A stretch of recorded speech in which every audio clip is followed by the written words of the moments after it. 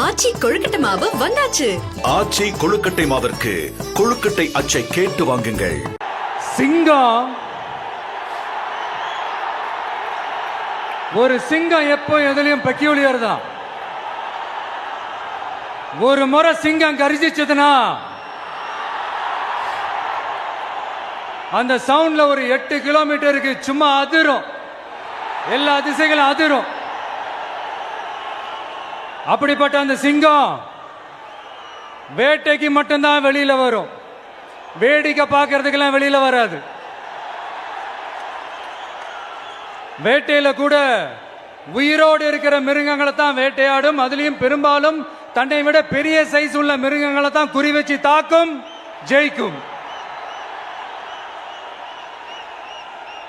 எவ்வளவு பசியில் இருந்தாலும் உயிர் இல்லாததை, கெட்டு போனதை தொட்டு கூட பார்க்காது. அப்படிப்பட்ட அந்த சிங்கம் அவ்வளவு ஈஸியா எதையும் தொடாது, தொட்டா விடாது.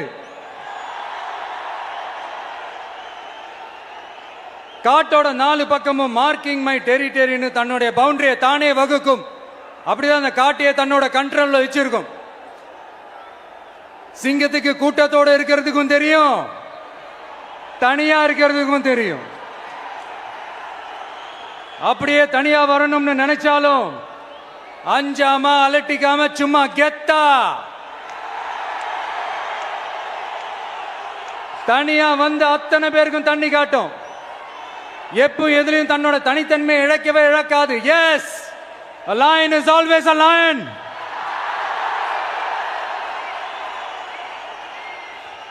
There are so many jackals and other animals in the forest, but there will be only one lion. And even if it is single, it will be the king of jungle. It is not only a description but also a clear declaration. சிங்கத்தை பத்தி பேசிட்டு நம்ம சிங்க குட்டிகளையும் சிங்க பெண்களையும் பத்தி நம்ம பேசாம இருக்க முடியுமா? அவங்களை எப்படி நான் மறப்பேன்? அவங்க தான் என்னுடைய உயிராச்சு, என் நெஞ்சில் குடியிருக்கும்.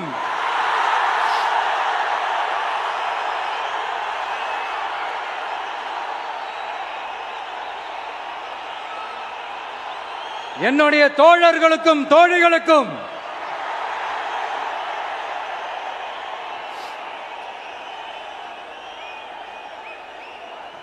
நேர்ல வர முடியாத சூழல்ல வீட்டில் இருந்துகிட்டே நம்மளோட இந்த மாநாட்டில் நேரலை வாயிலாக கலந்துகிட்டு இருக்கிற என்னுடைய அம்மாக்கள், அக்கா தங்கைகள், அண்ணன் தம்பிகள், நண்பர்கள் அனைவருக்கும் என்னோட உயிர் வணக்கம்.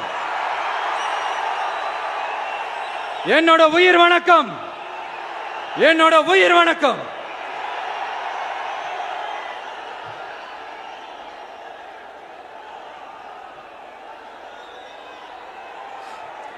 வீரம் விளையும் மாமதுரை மண்ணை வணங்குகிறேன்.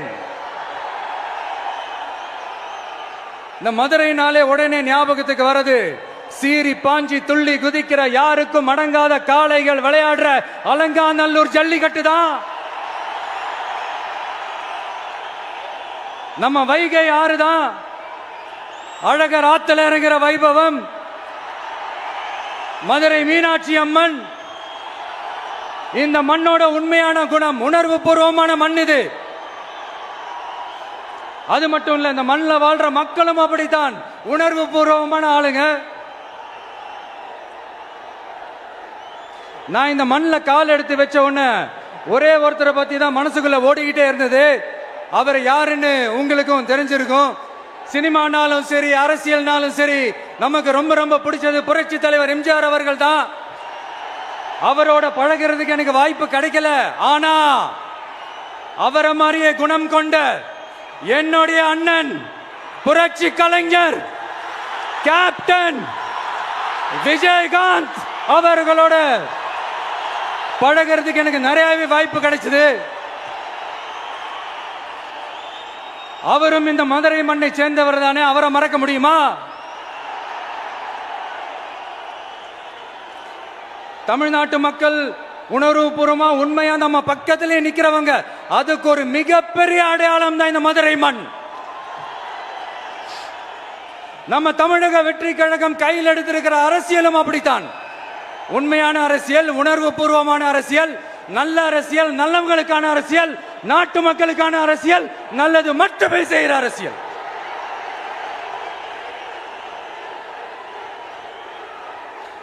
இதோ நம்மளுடைய இந்த இரண்டாவது மாநில மாநாடு வாகை சூடும் வரலாறு திரும்புகிறது.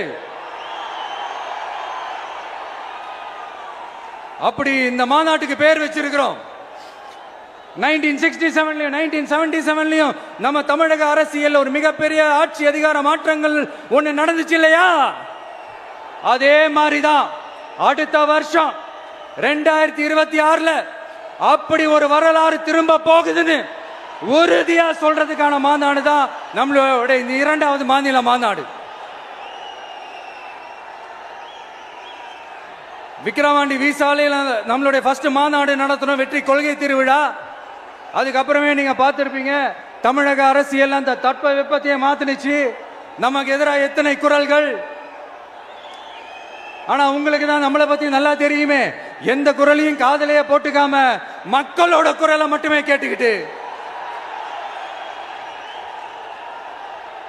நமக்கு எதிராக வர அத்தனை கூக்குரல்களையும் சின்னதா ஒரு சிரிப்போடவே கடந்து வந்திருக்கிறோம். அது இல்லாம நம்ம மாநாட்டில் ஒலிக்கிற இந்த குரல் இந்த ஒற்றை தமிழ் மகனோட குரல் மட்டுமல்ல, ஒட்டுமொத்த தமிழ்நாட்டு மக்களுடைய குரல். தமிழ்நாட்டில் இருக்கிற ஒவ்வொரு வீட்டில இருந்தும் ஒலிக்கிற குரல், ஒட்டுமொத்த உலகெங்கும் வாழும் ஒவ்வொரு தமிழ் வீட்டிலிருந்தும் எழும் குரல். இந்த சினிமா என்கிற மாபெரும் கலை ஆயுதத்தின் வாயிலாக சாதி, மதம், இனம், பாலினம், மொழி கடந்து இந்த நாட்டின் மூளை முடுக்கெங்கும் ரசிகர்களாக இருந்து தோழர்களாக நம்மோடு பயணிக்க துவங்கியுள்ள அனைவரோடும் இணைந்த ஒவ்வொரு மனிதருக்காகவும் ஒலிக்கிற உரிமை குரல். மாநில உரிமைக்காக, பெண் உரிமைக்காக, சமூக நீதிக்காக, சமநீதிக்காக, மதச்சார்பின்மைக்காக உண்மையா ஒலிக்கிற குரல். அதனால் இந்த குரலுக்கு எதிராக இன்னும் இன்னும் எத்தனை எத்தனை கூக்குரல்கள் வந்தாலும் ஓங்கி ஒலிக்குமே தவிர ஒரு நாளும் ஓயவே ஓயாது. Yes, it is an unstoppable voice, an unstoppable force.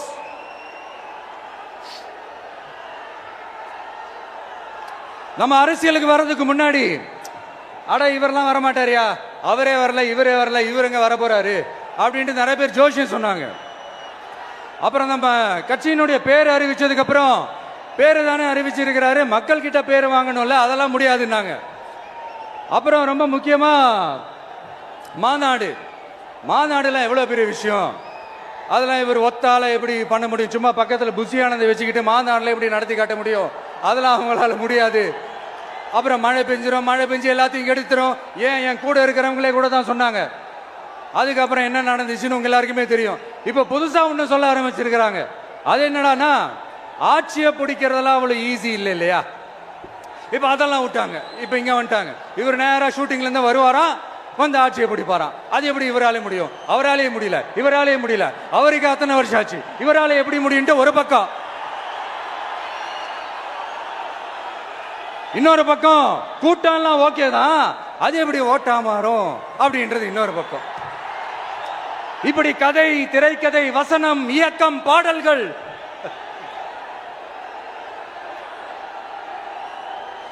அதனால இந்த அரசியல் ஆய்வாளர்களுக்கு நான் சொல்றதெல்லாம் ஒன்னேதான், நல்லா கேட்டுக்கங்க. இந்த விஜய் ஏதோ இந்த பல லட்சம் பேர் கூடுற கூட்டத்தில் மட்டுமே இருக்கிறாரு அப்படின்னு மட்டும் தப்பு கணக்கு போட்டாதீங்க. ஏன்னா நம்மளுடைய இந்த கூட்டம் வெறும் ஓட்டா மட்டும் இல்லைங்க, வரப்போற தேர்தலில் மக்கள் விரோத ஆட்சியாளர்களுக்கு நாம வைக்க போற வேட்டா, நம்மளை கோட்டைக்கு அனுப்ப போற ரூட்டா இருக்க போதுன்னு சீக்கிரமாவே தெரிஞ்சுப்பீங்க. ஏன்னா கோடிக்கணக்கானவங்களோட ஹார்ட்லயும் வீட்லயும் ஏற்கனவே ஆல்ரெடி உயிரா, உணர்வா, உறவா இருக்கிறோம். நம்மளுடைய கனெக்ட் எல்லாம் வெறும் மக்களோட மட்டும்தான். நாம யாருன்னு அவங்களுக்கு தெரியும், அவங்க யாருன்னு நமக்கு தெரியும். நாமளும் நம்ம மக்களும் எப்படி இருக்கிறோம்னு எதிரிகளுக்கு நல்லாவே தெரியும். இருந்தாலும் இந்த விஜய் எதுக்குப்பா வந்திருக்கிறாரு, இவர் என்ன புதுசா என்ன திட்டம்லாம் சொல்லிட்டாரு அப்படின்னு வேற நிறைய கேள்விகள். இந்த சொல்றேன் தெரிஞ்சுக்கங்க. பெண் குழந்தைகள், பெண்கள் மற்றும் வயசானவங்களோட பாதுகாப்புல தான் நம்ம பிரையாரிட்டியே. அடுத்து இளைஞர்கள், உழவர்கள், உழைப்பாளர்கள், நெசவாளர்கள், மீனவர்கள், ஆதரவற்ற முதியோர்கள், மாற்றுத்திறனாளிகள், மூன்றாம் பால் இனத்தவர்கள்னு இன்னும் யாருக்கெல்லாம் கவர்மெண்டோட ஒரு ஸ்பெஷல் அட்டென்ஷன் தேவையோ அவங்க எல்லாருக்குமான ஒரு கவர்மெண்ட் அமைக்கிறது தான் நம்ம இலக்கே. நான் ஏற்கனவே சொன்னது தான் நான் திரும்பவும் சொல்றேன். நம்மளுடைய இந்த தமிழக வெற்றி கழகம் ஏதோ அரசியல் ஆதாயத்துக்காக தொடங்கப்பட்ட கட்சியெல்லாம் கிடையாதுங்க. கொள்கை கோட்பாடுகளோடு தந்தை பெரியார், பெருந்தலைவர் காமராஜர், அண்ணல் அம்பேத்கர், வீரமங்க வேலு நாச்சியார், மக்கள் சேவகர் அஞ்சலை அம்மாள், நம்மளுடைய 5 கொள்கை தலைவர்களோட வழிகாட்டுதல்களோடு தொடங்கப்பட்ட கட்சி. நம்ம ஸ்டாண்ட்ல நாம எப்பவுமே ஸ்ட்ராங்கா தாங்க இருக்கிறோம். அதுல எந்த மாற்றத்துக்கோ எந்த சமரசத்துக்கோ துளி கூட இடமில்லை. நம்மளுடைய ஒரே கொள்கை எதிரி பாஜக தான். நம்மளுடைய ஒரே அரசியல் எதிரி திமுக தான். எப்படி? நம்மளுடைய ஒரே கொள்கை எதிரி, நம்மளுடைய ஒரே அரசியல் எதிரி. ஏதோ அண்டர் கிரவுண்ட் ஆதாயத்துக்காக டீல் போட்டுக்கிட்டு டீல் பேசிக்கிட்டு இந்த அலையன்ஸ் வச்சுக்கிட்டு இந்த ஊரை ஏமாத்துற கட்சி எல்லாம் நம்ம டிவிக்கே கிடையாதுங்க. யாருக்காகவும் எதுக்காகவும் எந்த பயமும் கிடையாது. மாபெரும் பெண்கள் சக்தி நம்மளோட இருக்கிறாங்க, மாபெரும் இளைஞர்கள் சக்தி நம்மளோட இருக்கிறாங்க, ஒட்டுமொத்த தமிழ்நாட்டு மக்களுடைய சக்தி நம்மளோட நிக்கிறாங்க. அப்படி இருக்கும்போது இந்தியாவில் இருக்கிற எல்லா ஸ்டேட்லயும் வாழ்ற நம்ம தமிழ் நெஞ்சங்கள் மட்டும் இல்ல, உலகம் பூரா 100க்கும் மேலான நாடுகள்ல வாழ்ற நம்ம தாய் தமிழ் உறவுகள் எல்லாருமே என்ன விஜய் தளபதி விஜய் இல்லனா விஜய் தளபதி இப்படி சொந்தம் கொண்டாடுற கோடிக்கணக்கானவங்களோட அன்பு மாசியும் நம்மளோட இருக்கும்போது, இவங்க எல்லாருமே நம்மளோட நிற்கும் போது எதுக்குங்க இந்த பாசிச பாஜகவோட நேரடி கூட்டணியோ இல்ல மறைமுக கூட்டணியோ உறவு வச்சுக்க? நாம என்ன உலகமாக ஊழல் கட்சி என்ன?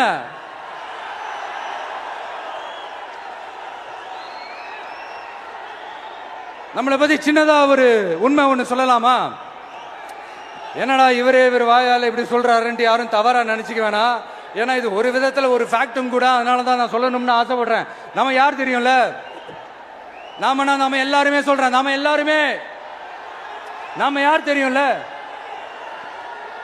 இந்தியாவின் மாபெரும் மக்கள் சக்தி கொண்ட ஒரு மகத்தான வெகுஜன மக்கள் படை.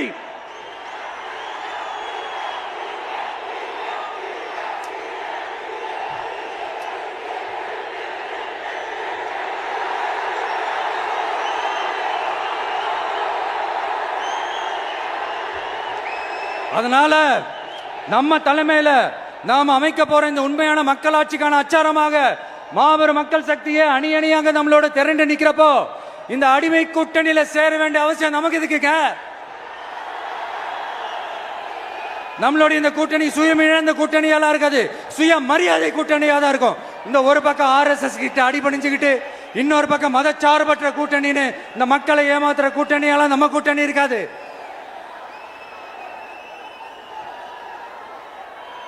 நான் இப்பவும் சொல்றேன், நம்மளை நம்பி வர்றவங்களுக்கு ஆட்சியிலும் அதிகாரத்திலும் உறுதியாக பங்களிப்பு செய்யப்படும். உடனே இந்த கேள்விகள்லாம் வரும். அப்ப யாரு கூட்டணி, யாரு வரா, யாரு போறா, இந்த கேள்விகள்லாம் வரும். இந்த கேள்விகளுக்கெல்லாம் ஒரே ஒரு பதில் தான், சஸ்பென்ஸ்ல சஞ்சாரம் செய்யுங்க.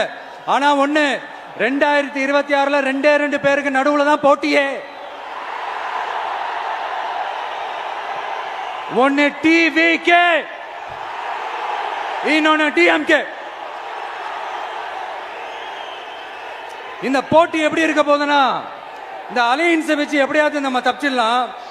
என்ன இந்த பழைய இந்த மேத்தமேட்டிக்ஸ், அரித்மேட்டிக்ஸ் இதெல்லாம் வச்சு எப்படியாவது நம்ம தப்பிச்சிடலாம் அப்படின்னு நினைக்கிறவங்களோட அந்த கனவு ஒரு நாளும் மைப்படாது. சரி, இப்ப நம்ம வேற ஒரு ஏரியாவுக்கு ஒன்று வருவோம். எதிர்காலம் வரும், என் கடமை வரும், இந்த கூட்டத்தின் ஆட்டத்தை ஒழிப்பேன்.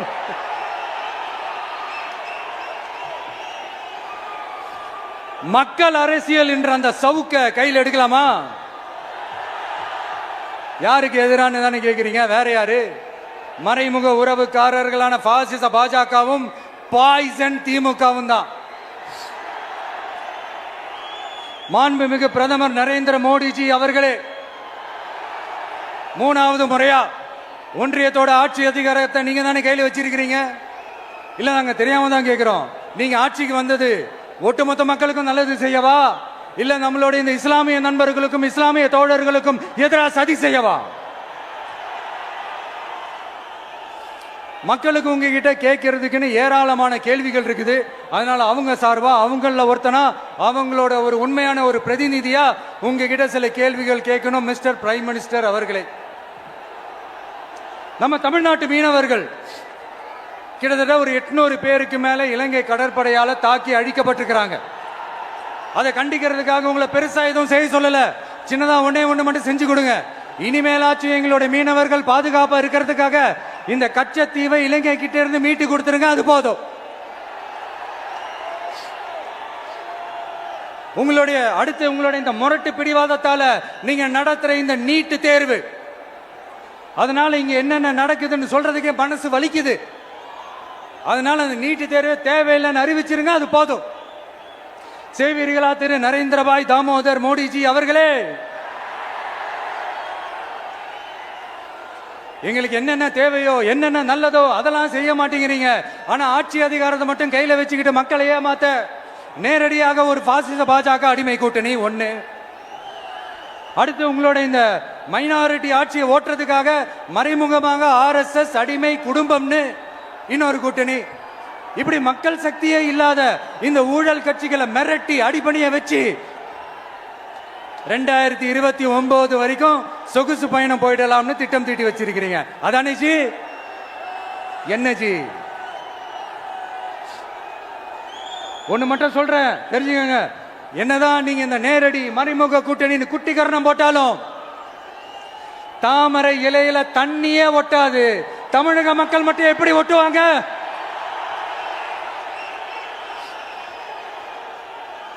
இங்க ஒரு MP சீட்டு கூட தரலன்றதுக்காக தமிழ்நாட்டுக்கும் தமிழ்நாட்டு மக்களுக்கும் எதுவுமே செய்யாம ஓரவஞ்சனை செய்யுது இந்த ஒன்றிய பாஜக அரசு. சங்கம் வச்சு தமிழ் வளர்த்த மண் இந்த மதுரை மண். அதனால இங்க அந்த கீழடியில கிடைச்ச ஆதாரங்களை எல்லாம் மறைச்சிட்டு எங்க நாகரிகத்தையும் எங்க வரலாறையும் அழிக்கிறதுக்காக உள்ளடி வேலை செய்யலாம்னு நினைக்கிறீங்க. தமிழ்நாட்டை தொட்ட என்ன நடக்கும் நீங்க பல உதாரணங்கள் இருக்குது. அதனால இதையெல்லாம் மறைச்சிட்டு எங்க மக்களை ஏமாத்திடலாம்னு மட்டும் நினைக்காதீங்க. மத நல்லிணக்கத்திற்கு பெயர் பெற்ற இந்த மதுரை மண்ணிலிருந்து சொல்றேன், உங்க எண்ணம் எல்லாம் ஒரு நாளும் ஈடேறாது.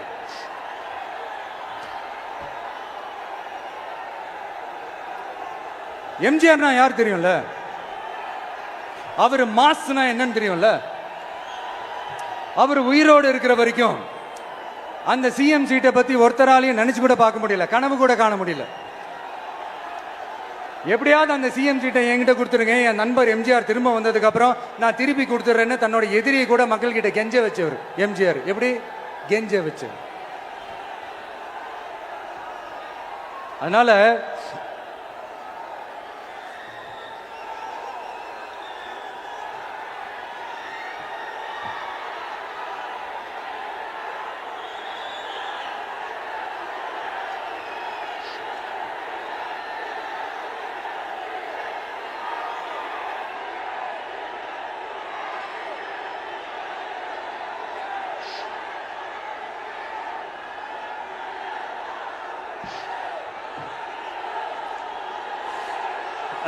ஆனா இப்போ அவர் ஆரம்பிச்ச அந்த கட்சியை, எம்ஜிஆர் அவர்கள் ஆரம்பிச்ச அந்த கட்சியை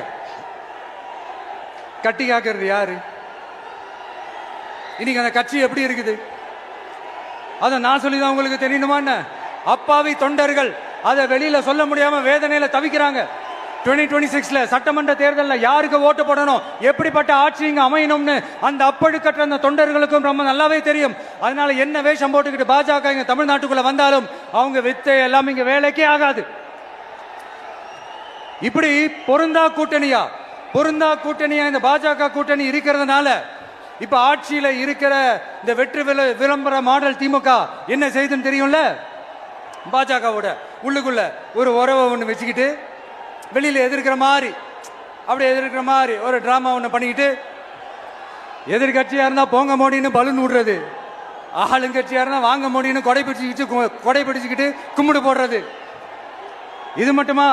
ஒரு ரைடுன்னு ஒன்று வந்துட்டா போதும், இது வரைக்கும் போகவே போகாத ஒரு மீட்டிங், அதை காரணம் காட்டி டெல்லிக்கு போறது, அங்க ஒரு சீக்கிரட் மீட்டிங் நடத்துறது. நல்லா நோட் பண்ணணும் மக்களே, அந்த மீட்டிங் அப்புறம் இந்த இஷ்யூ அப்படியே காணாம போயிருக்குமே. அதேதான் Stalin uncle, what uncle is very wrong uncle.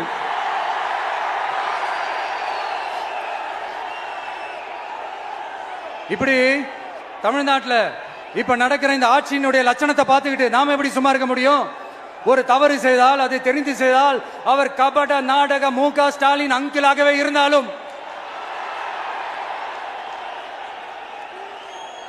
Uncle உங்களுக்கு மனசாட்சின்னு ஒன்று இருந்துச்சுன்னா நாங்க கேட்கிற கேள்விகளுக்கு மட்டும் கொஞ்சம் பதில் சொல்லுங்க அங்கிள். நீங்க நடத்துற இந்த ஆட்சியில நேர்மை இருக்கா? நியாயம் இருக்கா? ஊழல் இல்லாம இருக்கா? சட்டம் ஒழுங்கு சரியா இருக்கா? பெண்களுக்கு பாதுகாப்பு இருக்கா? பொதுமக்களுக்கு பாதுகாப்பு இருக்கா? இயற்கை வளங்களுக்கு பாதுகாப்பு இருக்கா? சொல்லுங்க மை டியர் அங்கிள், சொல்லுங்க.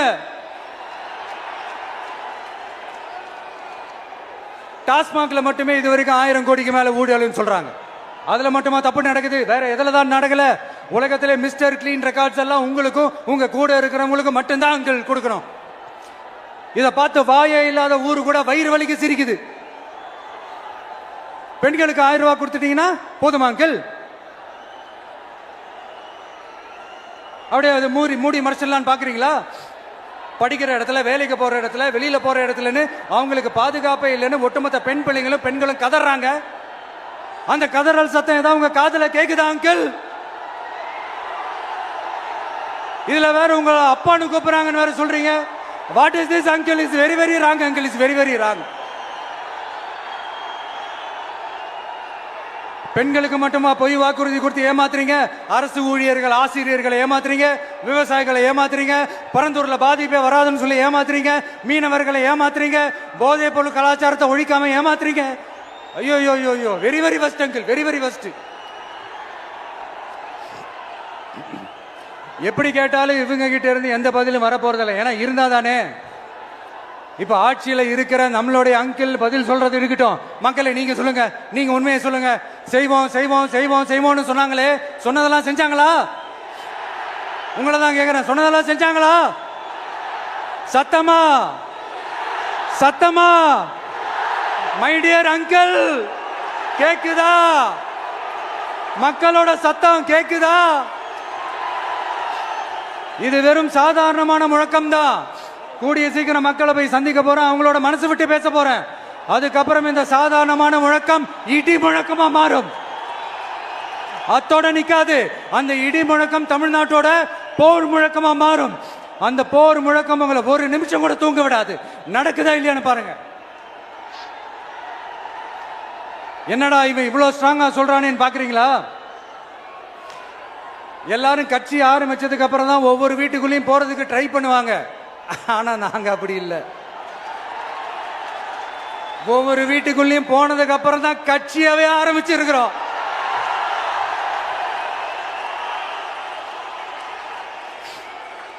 அதனால ஒட்டுமொத்தமா எல்லாருமா சேர்ந்து இந்த திமுக ஆட்சிய, கபட நாடக திமுக ஆட்சிய 2026 தேர்தலில் வீட்டுக்கு அனுப்புறோம்.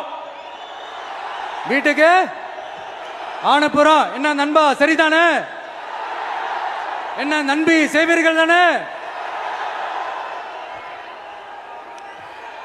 இப்போ உங்களுக்கு சின்னதா ஒரு சர்ப்ரைஸ். நம்ம கட்சியினுடைய வேட்பாளர் பட்டியலை இப்ப நான் அறிவிக்க போறேன். மதுரை கிழக்கு வேட்பாளர் விஜய். இன்னும் முடிக்கல, ஒரு நிமிஷம், இன்னும் முடிக்கல. மதுரை மேற்கு வேட்பாளர் விஜய். மதுரை மத்தி வேட்பாளர் விஜய்.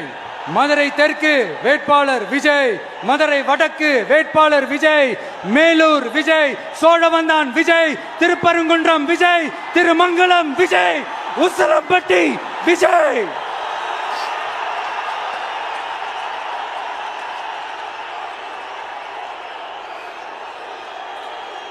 என்னடா எல்லா தொகுதியிலையும் ஒரே வேட்பாளர்னு பாக்குறீங்களா?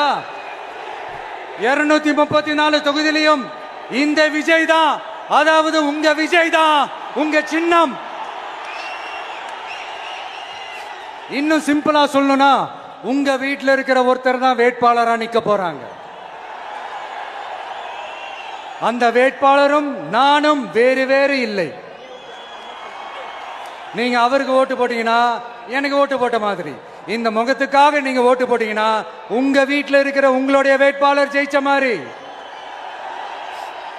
என்னடா இவர் ஏதோ ஓவரா சொல்றாருன்னு நினைக்க வேணாம். பிராக்டிக்கலா அப்படிதான் இருக்கும், அப்படிதான் இருக்கணும். நீங்களும் அப்படிதான் நினைப்பீங்கன்னு நான் நம்புறேன். ஏன்னா இது நம்மளை விட நம்ம எதிரிகளுக்கு இன்னும் நல்லாவே தெரியும். அதனால எல்லா இந்த அதிகார பலம் எல்லாத்தையும் தூக்கிட்டு வந்துருவாங்க. வரட்டும், பாத்துக்கலாம். TVK will take it, TVK will meet it, TVK will compete with it and TVK will conquer it, TVK will conquer it.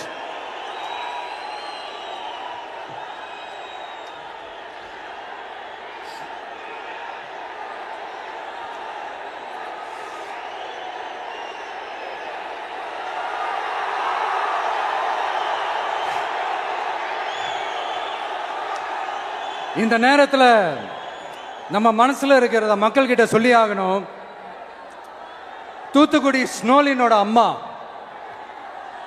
என்ன அவங்களோட தம்பி, இன்னும் அவங்க பொண்ணுக்கு நான் தாய் மாமன்னு சொன்னாங்க.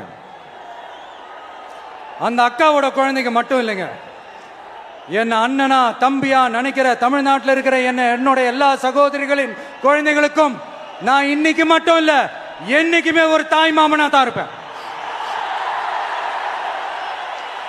நீங்க எல்லாரும் என்னுடைய ரத்த உறவு, கூட பிறந்த பொறுப்பு. என் வீட்டு ரேஷன் கார்டுல வேணா உங்க பேர் இல்லாம இருக்கலாம், உங்க வீட்டு ரேஷன் கார்டுல வேணா என் பேர் இல்லாம இருக்கலாம். ஆனா நாம் எல்லாரும் ஒண்ணுதான், உறவுதான். நமக்கு இடையே எந்த அரசியலும் உள்ள நுழையவே முடியாது. என்கிட்ட இருந்து உங்களையும் உங்ககிட்ட இருந்து என்னையும் எந்த சக்தியாலும் பிரிக்கவே முடியாது. அப்புறம் நான் ஒன்னும் இந்த மார்க்கெட் போனதுக்கு அப்புறம், ரிட்டையர் ஆனதுக்கு அப்புறம் அடைக்கலம் தேடி அரசியலுக்கு வரல, படைக்கலனோட வந்திருக்கிறோம். பவர்ஃபுல் போர்ஸோட, மாபெரும் படை வரிசையோட, எல்லாத்துக்கும் தயாராகி தான் வந்திருக்கிறோம். இவ்வளவு தயாரா நாம அரசியலுக்கு வர்றதுக்கு ரொம்ப ரொம்ப முக்கிய காரணம் ஒண்ணு இருக்கு. அது என்ன தெரியுமா? நன்றி கடன், நன்றி கடன், நன்றி கடன். கிட்டத்தட்ட ஒரு 30 வருஷமா, 30 வருஷத்துக்கு மேல நீங்க தான், நம்ம மக்கள் தான் என் கூட நிக்கிறீங்க, எனக்காக நிக்கிறீங்க, என்னை தாங்கி பிடிக்கிறீங்க, மனசுல ஏந்தி பிடிக்கிறீங்க, தாய் அன்போட மடியில ஏந்திக்கிறீங்க. உண்மையை சொல்லணும்னா வேற யாரை விடவும் எனக்கு இந்த அன்பையும் ஆதரவையும் கொடுத்திருக்கிறீங்க. என் மேல உயிரையே வச்சிருக்கிறீங்க. என்ன உங்க வீட்டுல ஒருத்தனாவே ஆக்கிட்டீங்க. நீங்க எனக்கு கடவுள் கொடுத்த வரம்.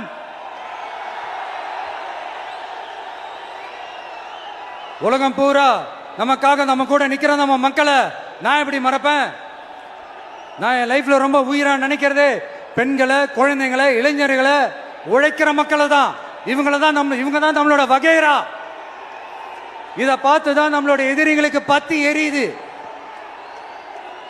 அதுக்காக நாம் என்ன செய்ய முடியும்?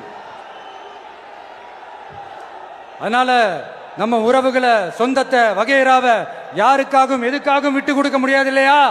Here at this moment among this August gathering, I want to open my heart and say I enjoy people,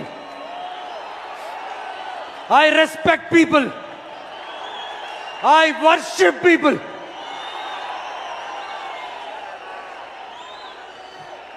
சரிப்பா, இவ்வளவு செஞ்ச நம்ம மக்களுக்கு நன்றி கடனா உன்னால முழுமையா செலுத்த முடியுமான்னு கேட்டா சத்தியமா சொல்றேன், என்னால முடியாதுதான். இன்னும் எத்தனை ஜென்மம் எடுத்தாலும் அந்த நன்றி கடனை என்னால தீர்க்கவே முடியாது.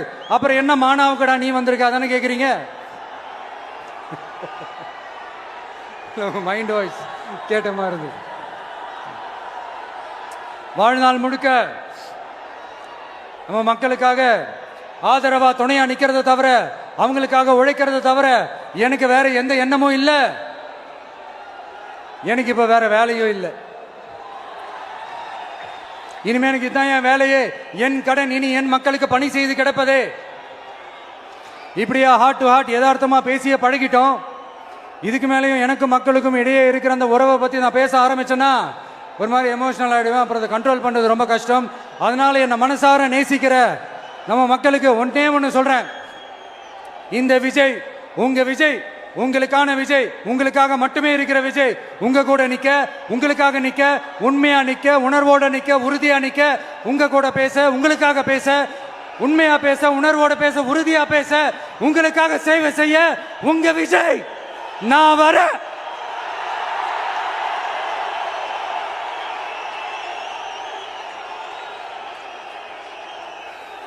சொல்லல்ல முக்கியம், செயல் செயல் செயல் தான் முக்கியம்.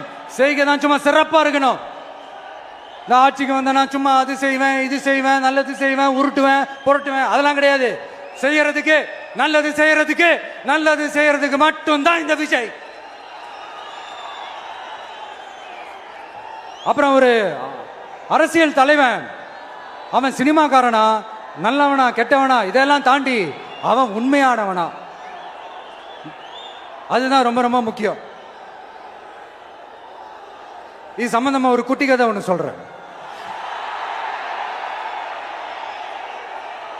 ஒரு நாட்டில் ஒரு ராஜா தனக்கு பக்கபலமா இருக்கிறதுக்காக, கூட துணையா இருக்கிறதுக்காக ஒரு தளபதியை தேடுறாரு.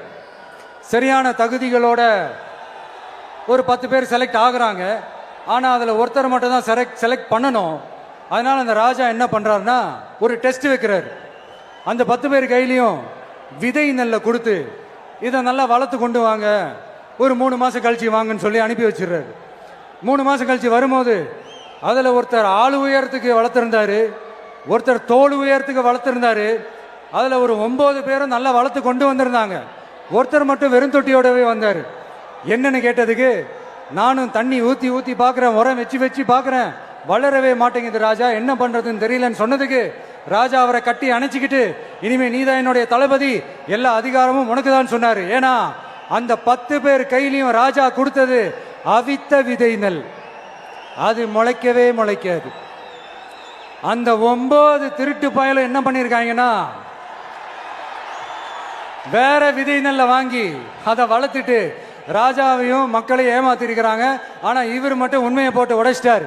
அதனால ஒரு நாட்டுக்கு திறமை எந்த அளவுக்கு முக்கியமோ அந்த அளவுக்கு உண்மையும் நேர்மையும் முக்கியம். இப்போ நீங்க எல்லாரும் தான் அந்த ராஜா. நீங்க தேர்ந்தெடுக்க போற அந்த தளபதி